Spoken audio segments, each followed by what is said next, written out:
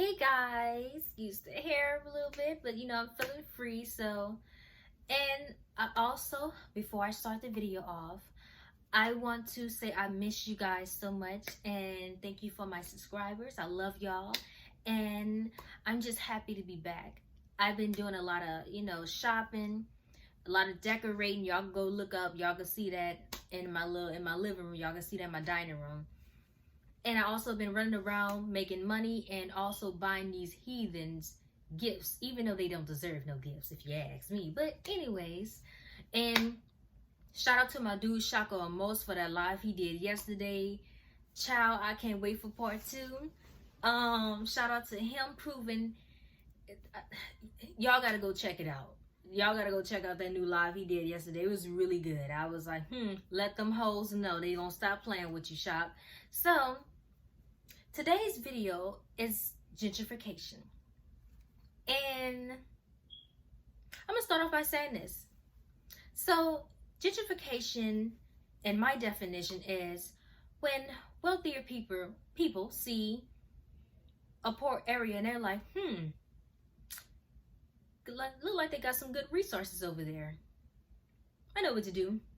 Let's just build better housing, start building businesses and move all the poor people out the area. That's what we're gonna do. And this is happening all over the world. And it's mostly happening to melanated skinned people. I live in the NO, and gentrification down here, it's not moving fast, it's not moving slow, it's just moving smooth. It's like basically one day when you look up, you're gonna be like, what happened to all the black people that used to live around here? Because in New Orleans, I noticed they're trying to move all the black people to the east, or they're trying to move us, a lot of them, close to the east. And I'm gonna touch on my city a little bit, and I'm also gonna touch on how the black community came from being a community to becoming the hood, the ghetto, or just a neighborhood, And I'm gonna start by saying this. My city is very complex because of the economic social challenges. The city housing projects were messed up by the U.S. Housing Act in 1937, which led the way to construction in 1941. Now, I'm gonna say this as well. The black community wasn't always crazy and hood and ghetto and messed up. I'll probably say in the early, in the 40s and the early 50s, everything was beautiful.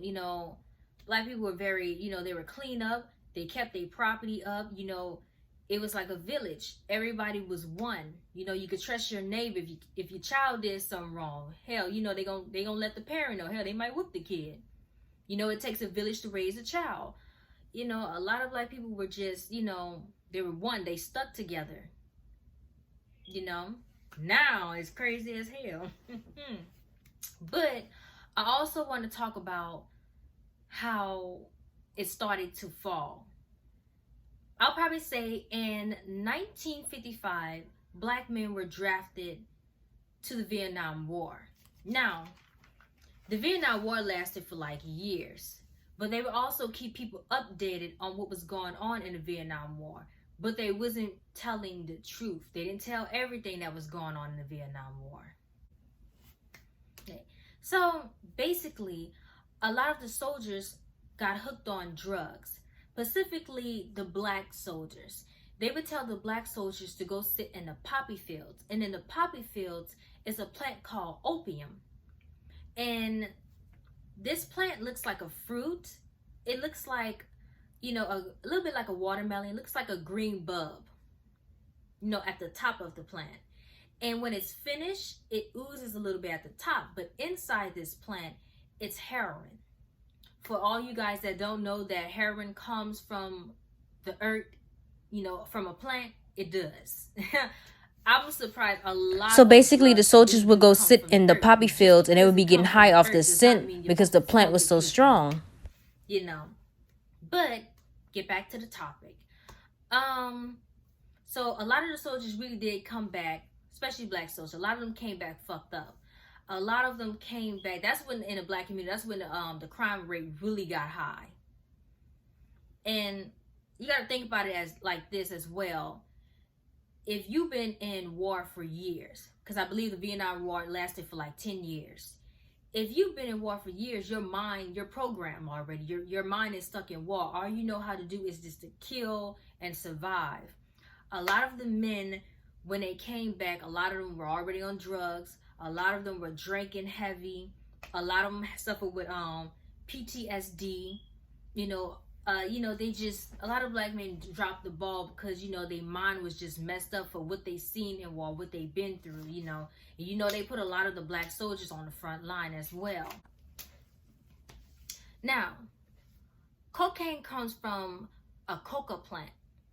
Now, the coca plant is like a leaf. You can chew on the plant and it'll get you high, but it gives you mostly like a boost.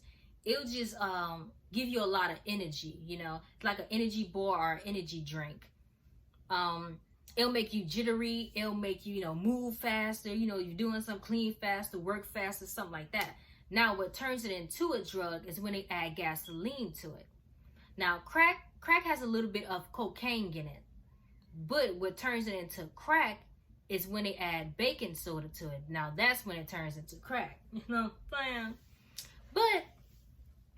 I believe they used these drugs on the soldiers and they was like, this, and they seen that it actually worked. It was like, you know what? It works. Let's push this into the black community. Now comes the 80s. Now in the 80s, cocaine was $100 a line. And mostly upscale people did like cocaine because $100 back then was a lot of money. That's why they call it $100 a line. And they say line because, let's just say, I'm gonna give you a little example. Let's just say, you're a rich person. You go into the bar.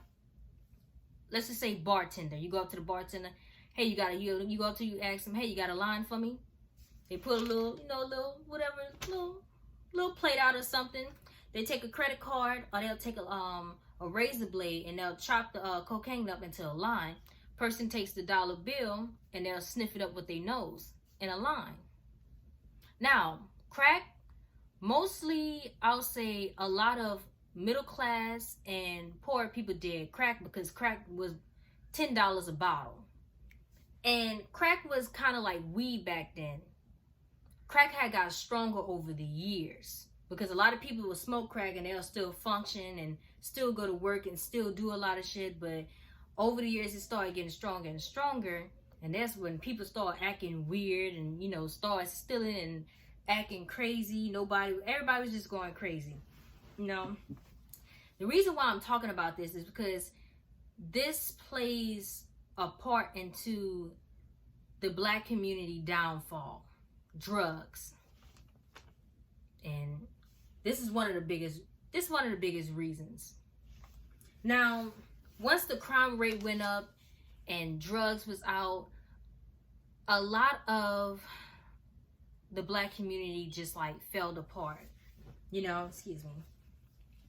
People were on drugs. The value of the housing failed. A lot of people wasn't keeping their property clean anymore. People couldn't trust anybody anymore. Because like you said, if you're on drugs, you're stealing from your own people. Okay, once the crime rate was high, the value, and everybody was on drugs, the value of the housing turned into shit. No one was trying to keep their property clean no more. Once a lot of people were on drugs back then, a lot of people, didn't trust anybody because there were people who were on drugs who were trying to sell their own children just to buy drugs. They'll sell somebody else's goddamn kid just to buy drugs. It was just ridiculous back then. And a lot of the women, I'm going to say that a lot of the women became trifling once they were on, even if they wasn't. A lot of them just became trifling. A lot of them, black women had a lot of respect. They had a lot of pride. A lot of them be played into the stereotype of being angry. A lot of them, stopped caring. They stopped, I'm gonna be real with y'all. There's a lot of black women to this day that don't give a fuck about their appearance. They just walk outside any kind of way. I'll be like, God damn, sister soldier, you ain't gonna, I know my hair look, but shit, it look good a little bit, shit, You ain't gonna put some clothes on your ass? Now, back then, a lot of the black men also dropped the ball. A lot of the black men stopped taking care of their business. A lot of them dropped the ball, dude. A lot of them started hanging out at the corner stores, drinking all day. It's ridiculous. But I am going to come back with a part 2 for this video. Because I feel like it is, with gentrification, there's so much shit to touch on. So, like I always say, multiply, divide, subscribe. And I will be coming with the next one. Now, I don't know when, but I know I'm going to be having another video with gentrification. Stay tuned. Multiply, divide, subscribe, and get the hell on out of here. Let me